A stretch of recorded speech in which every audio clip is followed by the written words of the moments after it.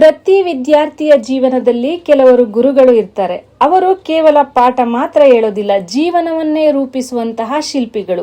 ಅಂತಹ ಅಪರೂಪದ ಗುರುಗಳಲ್ಲಿ ಒಬ್ಬರು ನಮ್ಮ ಹೃದಯಕ್ಕೆ ತುಂಬಾ ಹತ್ತಿರವಾಗಿರುವ, ಪ್ರೀತಿ ಮತ್ತು ಮಮತೆಯಿಂದ ನಮ್ಮನ್ನೆಲ್ಲ ಕಟ್ಟಿ ಹಾಕಿದ ನಮ್ಮ ಪ್ರೀತಿಯ ಮಂಜಪ್ಪ ಸರ್. ನಮ್ಮ ಹೃದಯಕ್ಕೆ ತುಂಬಾ ಹತ್ತಿರವಾದ ಪ್ರೀತಿಯ ಮಂಜಪ್ಪ ಸರ್ ಅವರನ್ನ ವೇದಿಕೆಗೆ ಆಹ್ವಾನಿಸುತ್ತಾ ನಮ್ಮೆಲ್ಲರಿಗೂ ತಮ್ಮ ಅಮೂಲ್ಯವಾದ ಜೀವನ ಮಾತುಗಳನ್ನ ಹಂಚಿಕೊಳ್ಳುವಂತೆ ಎಲ್ಲರ ಪರವಾಗಿ ವಿನಮ್ರವಾಗಿ ವಿನಂತಿಸಿಕೊಳ್ಳುತ್ತಿದ್ದೇನೆ.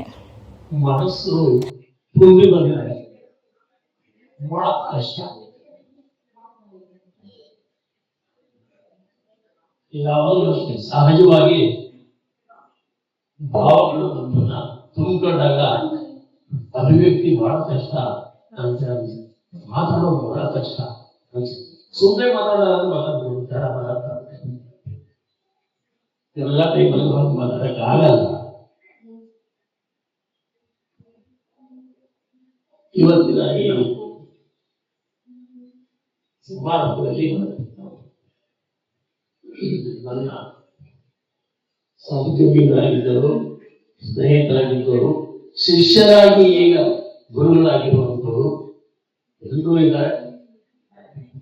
ನನಗಂತೂ ಬಹಳ ಸಂತೋಷ, ನನ್ನ ಶಿಷ್ಯರೇ ಆಗೋದು ನನ್ನ ಜೊತೆಗೆ ನಿಂತ್ಕೊಂಡು ಬಹುಶಃ ಎಲ್ಲ ಫೀಲ್ ಮಾಡಿದ್ದಾರೆ ಅಂದ್ಕೊಂಡಿದ್ದು. ನಾನು ನಿಮ್ಮನ್ನು ಕೂಡ ವಿದ್ಯಾರ್ಥಿಗಳು ಅಂತ ಹೇಳಲ್ಲ, ಕಿರಿಯ ಗೆಳೆಯರು, ಕಿರಿಯ ಸ್ನೇಹಿತರು ಅಂತಿರ್ತೀನಿ. ನೀವು ಯಾರು ನಮ್ಮ ವಿದ್ಯಾರ್ಥಿಗಳು ಅಲ್ಲ, ಆ ಮಟ್ಟಕ್ಕೆ ನೀವು ಬೆಳೆದಿದ್ದೀವಿ, ದೊಡ್ಡದಾಗಿದ್ದೀವಿ. ನೀವು ಸ್ನೇಹಿತರು. ಮಗ ಪ್ರಾಯಕ್ಕೆ ಬಂದ್ಮೇಲೆ, ವಯಸ್ಸಿಗೆ ಬಂದ್ಮೇಲೆ ಅವನ್ನ ಸ್ನೇಹಿತರ ನೋಡಿದ್ದೀವಿ. ಅವಾಗ ಅವ್ರಿಗೆ ಇಷ್ಟ ಆಗುತ್ತೆ. ನಾವು ಇಲ್ಲ ಅಂದ್ರೆ ಮೊದಲಿನ ದಂಡಿಸ್ತಾ ಇದ್ರೆ, ಬೈತಾ ಇದ್ರೆ, ಹೋಗಯ್ಯ ನಿಮ್ಗೆ. ಓಕೆ, ಎಲ್ಲ ಕಿರಿಯ ಸ್ನೇಹಿತರೆ. ನನಗೆ ಬೇಕಾದಷ್ಟು ಬರೋ ಬಂದಿದೆ. ವಯಸ್ಸು 75, ಹೊರವು ಸಹಜ ಅಂತ ಹೇಳಿದ್ರು. ಅನೇಕ ಸಂಗತಿಗಳು ನಾನು ಕೂತಿದ್ದಾಗ ನನ್ನ ಮನಸ್ಸೊಳಗೆ ಹಾದು ಹೋಗಿದೆ. ನೀವೆಲ್ಲರೂ ನಾವೇನೋ ಬಹಳ ನಿಮಗೆ ಋಣ ಹೇಳ್ಬಿಟ್ಟಿದ್ದೀವಿ. ನೀವೆಲ್ಲ ನಮ್ಮಿಂದ ಬಹಳಷ್ಟು ಪಡ್ಕೊಂಡ್ಬಿಟ್ಟಿದ್ದೀರಿ. ಆದ್ರಿಂದ ಗುರು ವಂದನೆ ಅನ್ನೋ ಮಾತು ಹೇಳ್ತೀವಿ. ನನಗೆ ನಿಮ್ಮೂರಲ್ಲಿ ಇಂಥದ್ದೊಂದು ಪದವಿ ಕಾಲೇಜನ್ನು ತೆರೆದು ನೀವೆಲ್ಲರೂ ಪದವೀಧರರಾಗೋದಕ್ಕೆ ಅವಕಾಶ ಮಾಡಿಕೊಟ್ಟಂತ ತರಳಬಾಳು ಸಂಸ್ಥೆಯ ಹಿರಿಯ ಜಗದ್ಗುರುಗಳು ಶ್ರೀ ಶ್ರೀ ಶಿವಕುಮಾರ ಮಹಾಸ್ವಾಮಿಗಳವ್ರನ್ನ ನೀವೆಲ್ಲರೂ ಅವರು ಹೊಂದಿದ್ದೀರಿ, ಅವ್ರ ನೆರಳಲ್ಲಿದ್ದೀರಿ. ಇವತ್ತು ಅವರಿಗೆ ಕನಸು ಮಾಡದೆ ಹೋಗಿದ್ರೆ ನಾನು ಇಲ್ಲಿ ಬೇಷವಾಗಿ ಬರ್ತಿರ್ಲಿಲ್ಲ, ನೀವು ವಿದ್ಯಾರ್ಥಿಗಳು ಆಗಿರ್ತಿರ್ಲಿಲ್ಲ. ಅದರಿಂದ ನಿಜವಾದ ಗುರು ವಂದನೆ ಸಲ್ಲಬೇಕಾದ್ದು ಅವರಿಗೆ ಅಂತೇಳಿ ನಮಗೆ ಪ್ರಾಮಾಣಿಕವಾಗಿ ನಾನು ಹೇಳೋದಲ್ಲ, ಇದು ಸರಿಯಾದ ವಿಚಾರ. ಬಹಳ ಹಿಂದಿನಿಂದ ಗುರು ಅನ್ನೋದಕ್ಕೆ ಬೇರೆ ಬೇರೆ ಸ್ಥಳದಲ್ಲಿ ಅರ್ಥಗಳಿದ್ದಾವೆ. ನಮ್ಮ ಹಿಂದಿನವರು ತಾತ್ವಿಕ ಜಿಜ್ಞಾಸೆಯನ್ನು ತೊಡಗಿದವರು ಒಂದು ಮಾತು ಹೇಳ್ತಾರೆ, ಅಖಂಡ ಮಂಡಲಾಕಾರಂ ವ್ಯಾಪ್ತಂ ಯೇನ ಚರಾಚರಂ ತತ್ಪದಂ ದರ್ಶಿತಂ ಯೇನ ತಸ್ಮೈ ಶ್ರೀ ಗುರವೇ ನಮಃ.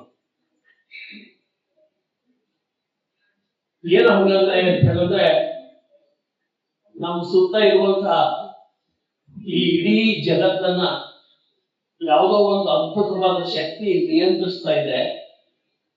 ಅದರ ಅನುಭೂತಿ ನಿನಗೆ ಯಾರಾದ್ರೂ ಮಾಡಿಕೊಡೋದಾದ್ರೆ ಅವನು ಗುರು.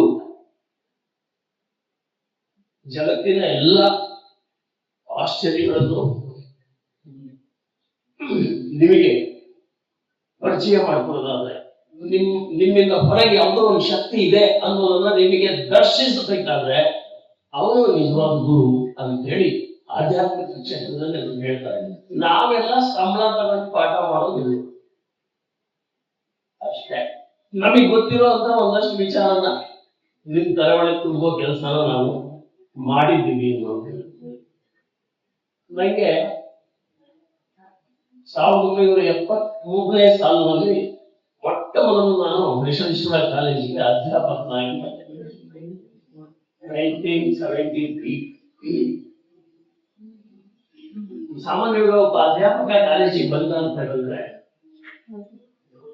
ಅವರನ್ನ ವಿದ್ಯಾರ್ಥಿಗಳಿಗೆ ಪರಿಚಯ ಮಾಡೋದು ವಾಡಿಕೆ.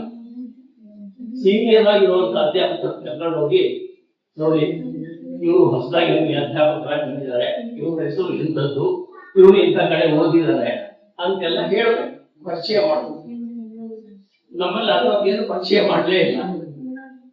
ತಮಾಷೆ ಅಂದ್ರೆ ಫೈನಲ್ ಇಯರ್ ಹುಡುಗರು ಕ್ಲಾಸು ಕಾವ್ಯ ಮೀಮಾಂಸೆ ನೀವು ಹೋಗಿ ಪಾಠ ಮಾಡಿ ಅಂತ ಹೇಳಿ ಹೆಚ್ಚಿನ ಮಾಡಿ ಇತ್ತು ಮಾಡ್ಕೊಂಡಿದ್ದೀವಿ ಕಾಲೇಜಲ್ಲಿ ಹೇಳಿದ್ರು. ಆಯ್ತು ಅಂತ ಹೇಳಿ ನಾನು ಹೋಗಿ ನೋಡ್ತೀನಿ.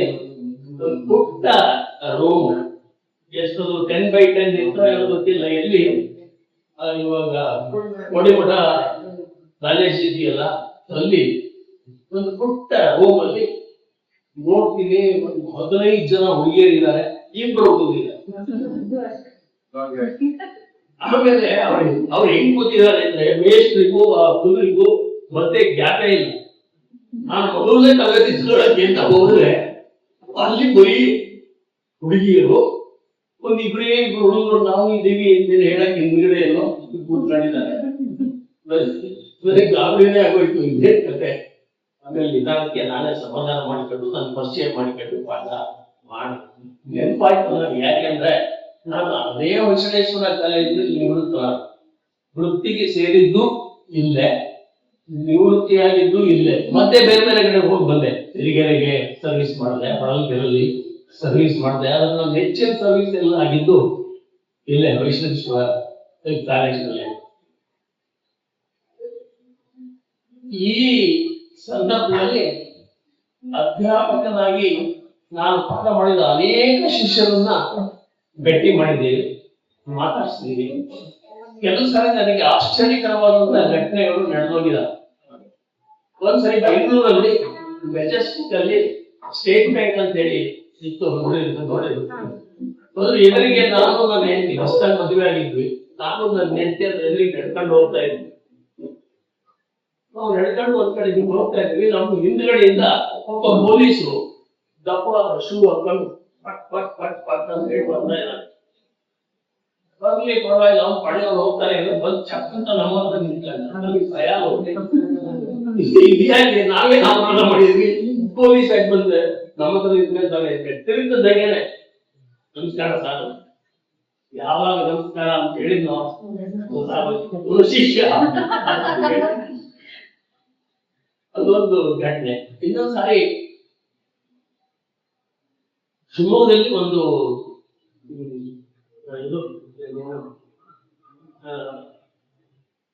ಈ ಅರಣ್ಯ ಇಲಾಖೆಯಲ್ಲಿ ನನ್ನ ಸ್ನೇಹಿತ ಒಬ್ಬ ಹಾರ್ಟಿಕಲ್ಚರ್ ಆಫೀಸರ್ ಇದ್ದ.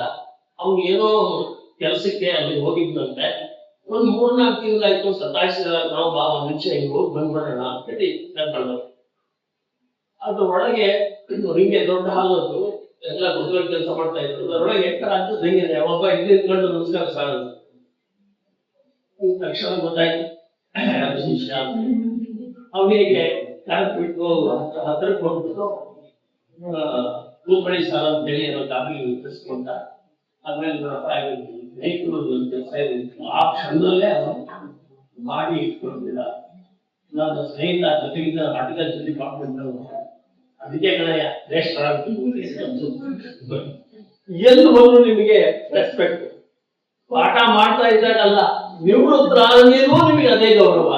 ನಮ್ಮಂತ ಅಧಿಕಾರಿಗಳಾಗಿದ್ರೆ ಅಧಿಕಾರಿಗಳು ಎಲ್ಲಿವರೆಗೂ ಆಗಿರ್ತೇವೋ ಅಲ್ಲಿವರೆಗೂ ಅಷ್ಟೇ ನಮಗೆ ಸಾಲ ಮಾಡಿದ್ದಾರೆ. ನಾವು ಅಧಿಕಾರದಿಂದ ಕೆಳಗಿಳಿತದಂಗೆ ನಮ್ಮನ್ನ ಮಾತೇ ಆಡಿಸಲ್ಲ.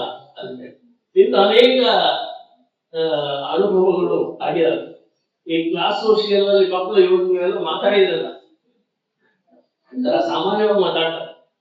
ಅನೇಕ ನಾನು ನನ್ನ 33 ವರ್ಷಗಳ ಸರ್ವಿಸಲ್ಲಿ ಅನೇಕ ವಿದ್ಯಾರ್ಥಿಗಳನ್ನು ಬೀಳ್ಕೊಡುವಾಗ ಈ ಸಂದರ್ಭಗಳನ್ನು ನೋಡಿದ್ವಿ. ಹಿಂಗೆ ಹೇಳ್ತಾರೆ, ಮೇಷ್ಟ್ರನ್ನ ಬಹಳ ಹೋಗಿದೆ, ಮೇಷ್ಟ್ರನ್ನ ತುಂಬಾ ಜನ ಪಾಠ ಮಾಡ್ತಾ ಇದ್ದೇವೆ ಅಂತ ಹೇಳಿ. ಒಂದಷ್ಟು ನಿಜ ಇರ್ಬೋದು ಅಥವಾ ಒಂದಷ್ಟು ಆ ಕ್ಷಣದ ಸ್ಫೂರ್ತಿ ಇರ್ಬೋದು ಅಂತ ಎಲ್ಲ ಹೇಳ್ತಾರೆ. ಒಬ್ಬ ಹುಡುಗ ಅದರ ಫಂಕ್ಷನ್ ಅಲ್ಲಿ ಮಾತಾಡ್ತಾ ಹೆಸರು ಇಂಥದ್ದು ಸೈಯದ್ ಅಂತ ಹೇಳ್ತಾರೆ, ನನಗೆ ಸಾಧ್ಯ ಆದ್ರೆ ವೈಎಂ ಸರ್ ಹೆಸರಿನಲ್ಲಿ ಒಂದು ದೇವಸ್ಥಾನ ಕಟ್ಟಿಸ್ಕೊಡ್ತೀನಿ, ಗಾಬರಿ ಆಗೋದು. ನಾನು ಇನ್ನೂ ಗೊತ್ತಿದ್ದೀನಿ. ಜೊತೆಗೆ ಅವನು ಮುಸ್ಲಿಂ ಹುಡುಗ, ನೀನ್ ದೇವಸ್ಥಾನ ಕಟ್ಟಿಸ್ತೀನಿ ಅಂತ ಹೇಳ್ತಾ ಇದೆಯಲ್ಲೋ, ಏನ್ ನಿನ್ ಕತೆ ಅಂತ ಹೇಳಿ ಎಷ್ಟು ಅಭಿಮಾನ ತುಂಬಿಕೊಂಡಿರ್ತಾರೆ ಮಕ್ಕಳು ತಲೆಮೊಳಗೆ. ಅಂದ್ರೆ ಇವ್ರೇನೋ ದೇವತೆಗಳೇನೋ ಅಂತ. ಏನಲ್ಲ, ನಾವು ನಿಮ್ಮಂಗೆ ಮನುಷ್ಯರು. ಈಗ ನೀವು ಬೇಷವಾಗಿದ್ದೀವಿ, ನೀವೇ ದೇವತೆಗಳಲ್ಲ, ಹಂಗೆ ನಾವು ದೇವತೆಗಳೇನೋ ಅಲ್ಲ, ಸಾಮಾನ್ಯ ಮನುಷ್ಯರೇ.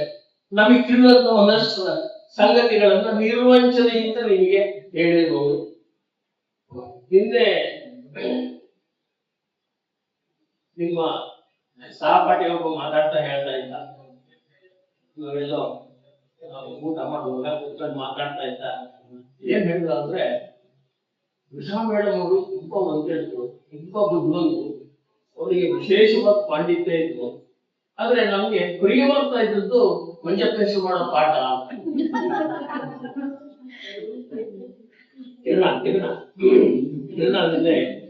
ಅಂತೇಳಿ ಹೇಳ್ತಾ ಇದ್ದ. ನನಗೆ ಅವನ ಬಗ್ಗೆ ಸ್ಟೂಡೆಂಟ್ ಆಗಿದ್ದಾಗ ಅವನ ಬಗ್ಗೆ ಒಂದು ವಿಚಾರ ಏನು ಅಂತ ಹೇಳಿದ್ರೆ, ಎಲ್ಲ ಮೇಷ್ಟು ನನ್ನ ಹತ್ರ ಕಂಪ್ಲೇಂಟ್. ಅವ್ರೇನು ನಿಮ್ ಕನ್ನಡ ಮೀಡಿಯಲ್ಲಿ ಕಿರಣ ಅಂತಿದ್ದಾರೆ, ಇನ್ನೊಬ್ಬರು ಯಾರು ಭಾನುಪ್ರಕಾಶ ಅಂತ ಹೇಳಿದಾರೆ, ಏನ್ ತರಲೆಗಳ್ರಿ ಅವರು, ರೌಡಿಸೋದು ಹಂಗೆ ಹಿಂಗೆ ಅಂತ ಅವ್ರಿಗೆ ಗಮನಕ್ಕೆ ಬಂದಿಲ್ವಲ್ಲ. ಅವ್ರು ಯಾವಾಗ ರೌಡಿಸಮ್ ಮಾಡಿದ್ದು ನನ್ನ ಗಮನಕ್ಕೆ ಬಂದಿಲ್ಲ, ಇದೇ ನಿಮ್ಗೆ ಹೇಳ್ತೀನಿ ಅಂತ. ಆದ್ರೆ ಬೇರೆ ಇನ್ನೊಬ್ರು ಕೇಳಿದ್ರು, ಹೌದು ಅವ್ರು ಹೇಳೋದು ನಿಜ, ಗೊತ್ತಿಲ್ಲ ಏನೇನ್ ಮಾಡ್ತಾ ಇದ್ರು ಅಂತ ಹೇಳಿದ್ರು. ಆದ್ರೆ ನನಗೆ ಮಾತ್ರ, ನಂಗೆ ಹೊರಗೆ ನಾನು ಬಹಳ ವಿದ್ಯಾರ್ಥಿಗಳ ಜೊತೆಗೆ ಆಪ್ತನಾಗಿ ಸ್ನೇಹಿತರ ತರನೇ ಇರ್ತೇನೆ. ಆದ್ರೆ ಕ್ಲಾಸ್ ರೂಮಿಗೆ ಹೋದ್ರೆ ಮಾತ್ರ ನನಗೆ ಡಿಸ್ಟರ್ಬೆನ್ಸ್ ಅನ್ನ ತಡ್ಕೊಳಕ್ಕೆ ಆಗದೆ, ಇದಿಲ್ಲ ಆಗಲ್ಲ. ಏನು 100% ಕಾನ್ಸಂಟ್ರೇಷನ್ ಕೊಟ್ಟು ನೋಡ್ತಾ ಇದ್ರು ಮಾತ್ರ ಪಾಠ ಮಾಡಕ್ ಸಾಧ್ಯ ಆಗ್ತಿತ್ತು. ಮತ್ತೆ ಅವ್ನು ಕೆಲ ಹೆಂಡತಿ ಸತ್ಯ ಕೂಡ ಹೌದು. ನನ್ನ ಹೆಂಡತಿಯ ಜ್ಞಾನದ ಮುಂದೆ ನಾನು 10% ಅಷ್ಟೇ. ನಿಜ, ಅಷ್ಟೊಂದು ಅಗಾಧವಾದ ಪುಸ್ತಕಗಳನ್ನು ಓದಿದ್ದಾರೆ, ಸಾಧ್ಯ ಜ್ಞಾನ ಇದೆ. ಮೆಮೊರಿ ಅಂತೂ ಅಪರೂಪದ ಮೆಮೊರಿ. ಅವರು ಬಾಲ್ಯದಿಂದ ಹಿಡಿದು ಇವತ್ತಿನವರೆಗೆ ಅವ್ರು ಏನ್ ಓದಿದಾರೋ ಎಲ್ಲರೂ ಒಳಗಡೆ ಕಂಪ್ಯೂಟರ್ ತರ ಫೀಡ್ ಆಗುತ್ತೆ. ಯಾವ ಕ್ಷಣಕ್ಕೆ ಯಾವ್ದು ಬೇಕೋ ಅದನ್ನ ಹೇಳುವ ಸಾಮರ್ಥ್ಯ ಅವರಿಗೆ ಇದೆ ಅನ್ನೋದು.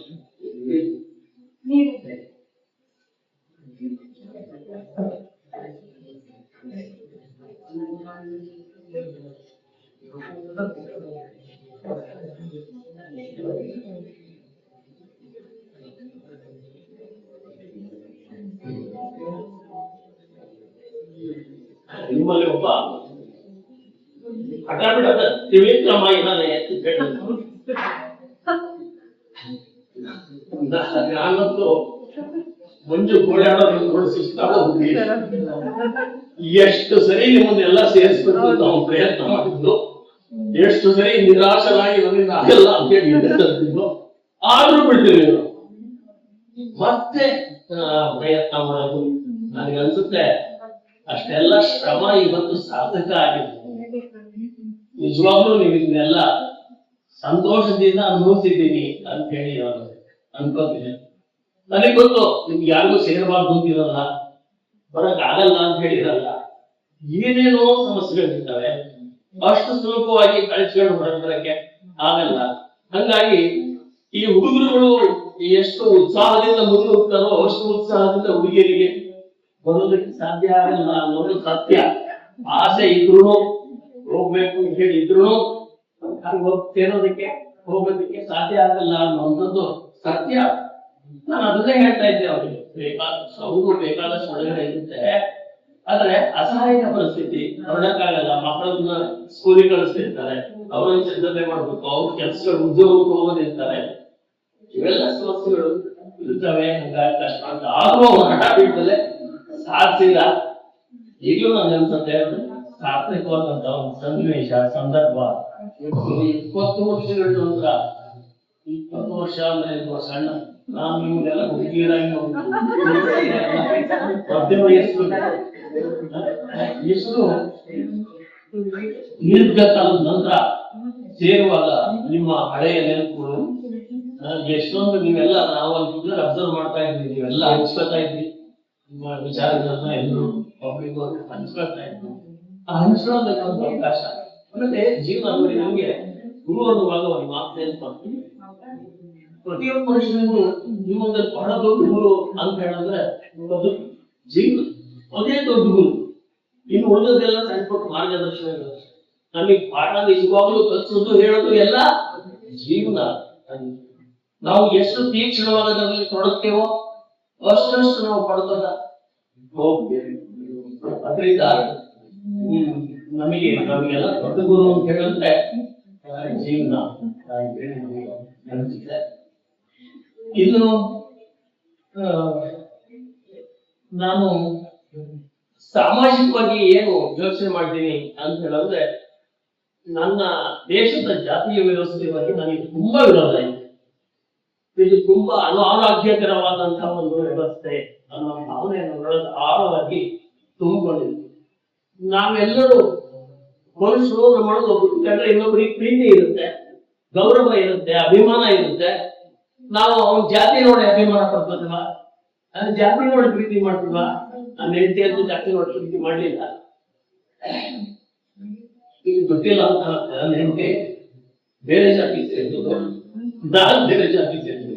ಎಲ್ಲರೂ ಅಷ್ಟೇ, ಮದುವೆ ಆಗುವಾಗ ಅವಳ ಹೆಣ್ಣು ಜಾತಿ ಅವ್ನ ಹೆಣ್ಣು ಜಾತಿ ಹಾಗೆ ಬೇರೆ ಬೇರೆ ಜಾತಿನೇ ಇರ್ತಾರೆ.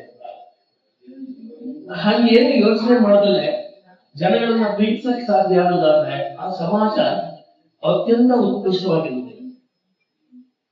ಎಲ್ಲರೂ ಪ್ರೀತಿಯಿಂದ ಕಾಣುವಂತ ಒಂದು ಸಮಾಜ ಇರೋದಾದ್ರೆ ಒಂದು ಹೆಚ್ಚು ಆರೋಗ್ಯಕರವಾದ, ಅದು ಆರ್ಥಿಕವಾಗಿ ದುಡ್ಡಲ್ಲೇ ಇರಬೇಕಾಗಿಲ್ಲ. ಮನುಷ್ಯನ ಸಂತೋಷಕ್ಕೆ ಆರ್ಥಿಕತೆ ಒಂದೇ ಮೂಲ ಆಧಾರ ಅಲ್ಲೇ ಅಲ್ಲ.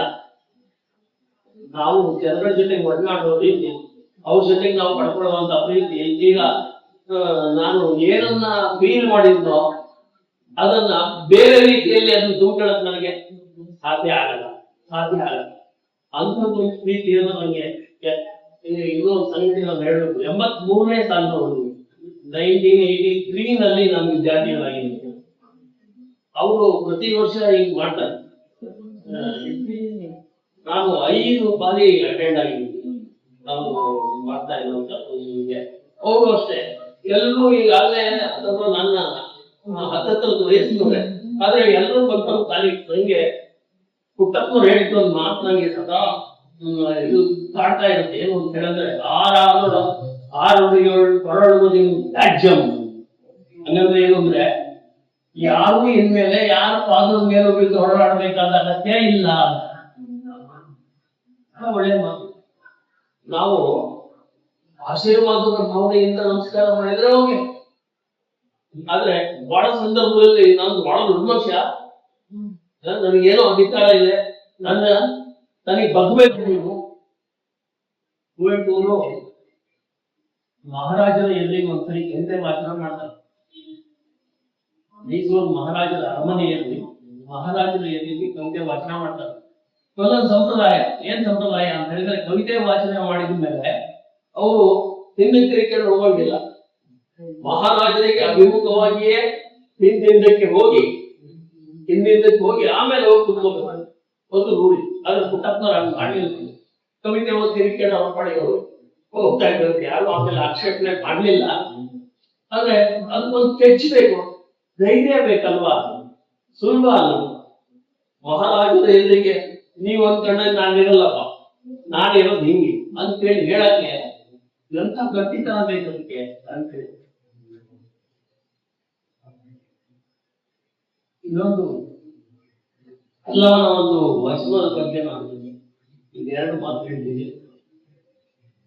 ನಿಮ್ಗೆಲ್ಲ ಗೊತ್ತಿದೆ, ವಚನ ಕಾಲದಲ್ಲಿ ಅಲ್ಲವ ಕಿರೀಟಪ್ಪ ಇದು ಬಹಳ ದೊಡ್ಡ ಜ್ಞಾನಿ.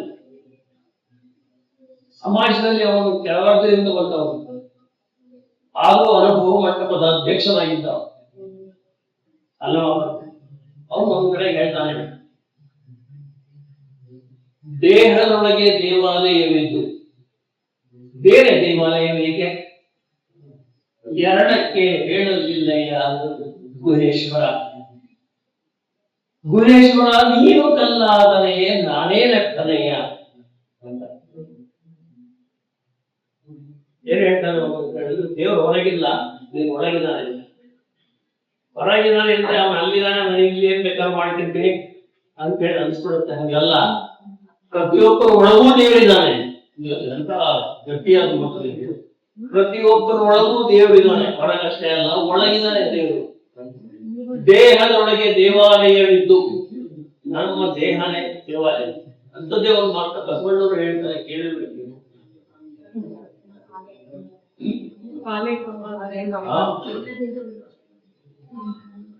ಅದ್ರಲ್ಲಿ ಅವರು ಹಂಗೆ ಹೇಳ್ತಾರೆ, ದೇಹವೇ ಅಂತ ಹೇಳಿ ಹೇಳ್ತಾರೆ. ಬಸವಣ್ಣವರು ಇವರು ಅಲ್ಲಮ್ಮ ಅದನ್ನೇ ಹೇಳ್ತಾರೆ, ದೇಹದೊಳಗೆ ದೇವಾಲಯವಿದ್ದು ಬೇರೆ ದೇವಾಲಯವೇಕೆ, ಇನ್ನೊಂದು ಯಾಕೆ ನಿಮಗೆ ಎರಡಕ್ಕೆ ಹೇಳಲಿಲ್ಲ ಗುಹೇಶ್ವರ.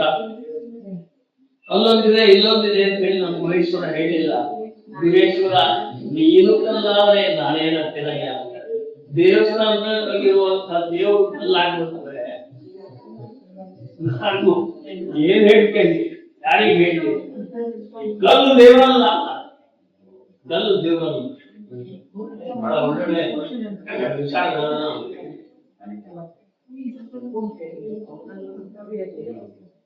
ಓಕೆ. ಮಧ್ಯಾಹ್ನ ಮೇಲೆ ಒಂದು ಇನ್ನೊಂದು ಸೆಷನ್ ಇದೆ ಅಲ್ವಾ? ಅದಕ್ಕೊಂದಷ್ಟು ಎನರ್ಜಿ ಉಳಿಸ್ಕೊಂಡು ಸದ್ಯಕ್ಕೆ ಇಷ್ಟೆಲ್ಲ ಪ್ರೀತಿ ಉಳಿಸಿದ ಮತ್ತೆ ಇದೆಲ್ಲದಕ್ಕೂ ಕಾರಣಕರ್ತನಾದ ಒಂಚೂರು ನಾವು ಹೇಳಿದ್ರು. ಸೋಮು ಇದ್ದಾರೆ, ಕಿರಣ ಇದ್ದಾರೆ, ನಾಗೇಂದ್ರ ಇದ್ದಾರೆ, ಈ ಎಲ್ಲರಿಗೂ ಮಾತಾಡುವಾಗ ನೆನಪಾಯ್ತು ನನಗೆ, ಈ ಗಂಗಾಂಬಿಕೆ ಬಹಳ ಸೀರಿಯಸ್ ಹುಡುಗಿ ಅಂತ ಹೇಳ್ಬೇಕು. ಇವತ್ತು ಗೊತ್ತಾಯ್ತು ಇವ್ರು ಬೆತ್ತರೆ ಕಂಡಿದ್ದಾರೆ.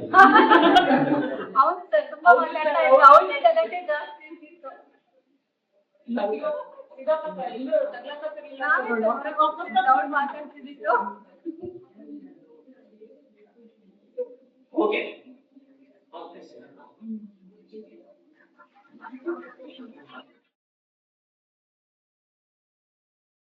ಗುರು ಎಂದ್ರೆ ಜ್ಞಾನ ಕೊಡುವವರು ಮಾತ್ರ ಅಲ್ಲ, ಜೀವನದ ದಾರಿಯನ್ನ ತೋರಿಸುವ ದೀಪ. ಅಂತಹ ದೀಪವಾಗಿದ್ದಾರೆ ನಮ್ಮ ಮಂಜಪ್ಪ ಸರ್. ಸಾರ್ ನಮ್ಮೆಲ್ಲರ ಅಚ್ಚುಮೆಚ್ಚಿನ ಗುರುಗಳು. ಅವರು ಕೇವಲ ಪಾಠ ಮಾತ್ರ ಹೇಳಲಿಲ್ಲ, ಪ್ರೀತಿಯಿಂದ ಸಹನೆಯಿಂದ ಜೀವನದ ಮೌಲ್ಯಗಳನ್ನ ಕಲಿಸಿದವರು.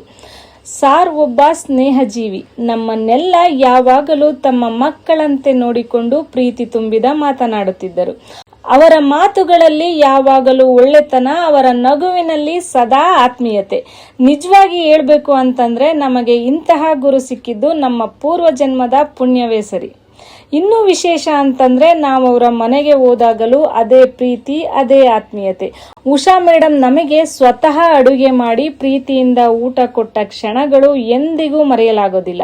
ಅವರ ಮನೆಯ ಆತ್ಮೀಯತೆ, ಅವರ ತೋಟದಲ್ಲಿ ಕಳೆದ ಆ ಒಂದು ದಿನ ನಮ್ಮ ಜೀವನದ ಅಮೂಲ್ಯ ನೆನಪುಗಳಲ್ಲೊಂದು. ಮಂಜಪ್ಪ ಸರ್, ನೀವು ನಮ್ಮ ಜೀವನದಲ್ಲಿ ಇದ್ದೀರಾ ಅಂದ್ರೆ ಅದು ನಮ್ಮ ಭಾಗ್ಯವೇ ಸರಿ. ನೀವು ಕಲಿಸಿದ ಪಾಠಗಳು, ಕೊಟ್ಟ ಪ್ರೀತಿ ನಮ್ಮ ಜೊತೆ ಸದಾ ಇರುತ್ತದೆ. ನಮ್ಮ ಹೃದಯಪೂರ್ವಕ ಗೌರವ ಮತ್ತು ಪ್ರೀತಿಯಿಂದ ಧನ್ಯವಾದಗಳು ಸರ್.